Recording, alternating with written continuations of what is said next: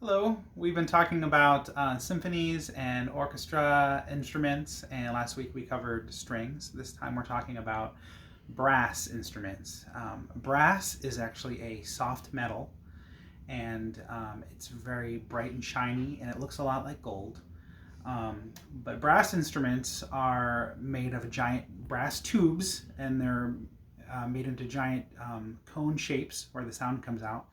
And the other end is blown in, and then there are three valves which can be used to change the notes up or change the pitch.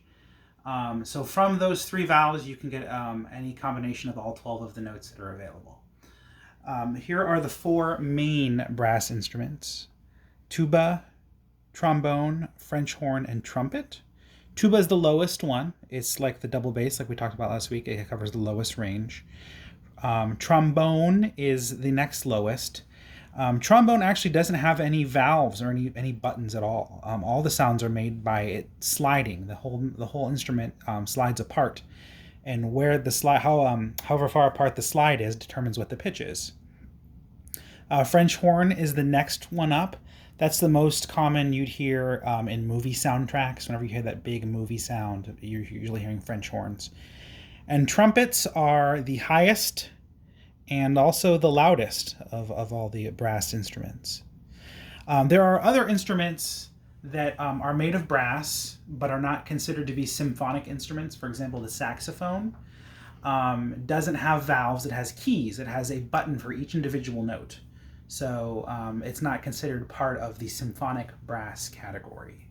Hi, I'm Miss Anna, and today we're going to be talking about a composer named Brahms, Johannes Brahms. He was born in 1833 and he lived until 1897. He was a German music composer and pianist. He was born in Hamburg, Germany, which is where hamburgers are from, which is awesome. But Johannes Brahms is also from there. He was a leading composer in the Romantic period, which is the musical period we've been talking about. And he's one of the final composers of that classical music period. Um, Early on, he learned piano when he was just 8 years old. And by the time he was 11, he improvised his very first piano sonata. Last week, we talked about a sonata, and Mr. Jarrett played for you one called the Moonlight Sonata. A sonata is basically a piano piece, a song or composition, and it has three different parts. Well, when he was just 13, he began to study music theory and composition, which is putting together music into pieces, into songs and sonatas. And then when he was just 14 years old, he decided to conduct a choir, and he conducted an all-male choir and did very well and just kept going with music. He was a master of pretty much every type of classical music, and he wrote symphonies, choral works for choirs to sing, piano concertas. He wrote pieces for violin, for viola and violin, and he's most famous for writing four really great symphonies. His most famous is the fourth one, Symphony Number 4. And that was actually his final work, but it's his greatest one. So this week, we definitely want you to try to listen to a piece of Brahms' Symphony Number 4. You don't have to listen to the whole thing. It's about an hour long, but just listen to some of that.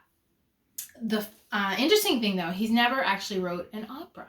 He wasn't as into that, but sonatas, orchestra pieces, choral pieces, he loved that.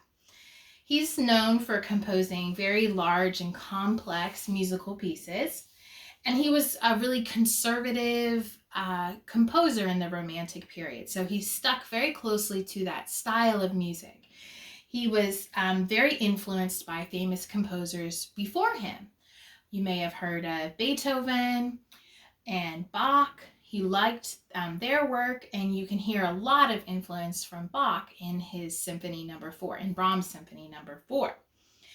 But though Brahms didn't change musical style very much, he's sticking very close to the Romantic style.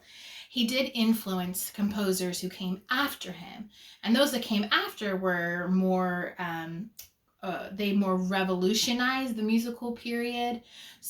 So Brahms was pretty famous for sticking with the romantic, classic, conservative romantic composer, but being a really great one.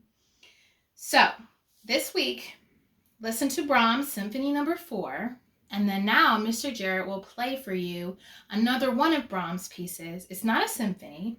It's actually called a Lied, L-I-E-D, which lead, German word because he's from Germany. But what that means is it's a poem set to music, which basically means it's a song. It's called Brahms' Lullaby or Cradle Song, which you may have recognized this, and you may have even heard this wonderful classical piece when you were an itty bitty baby. So listen carefully and see if you recognize Brahms' Lullaby, and then after this, listen to Brahms Symphony Number 4.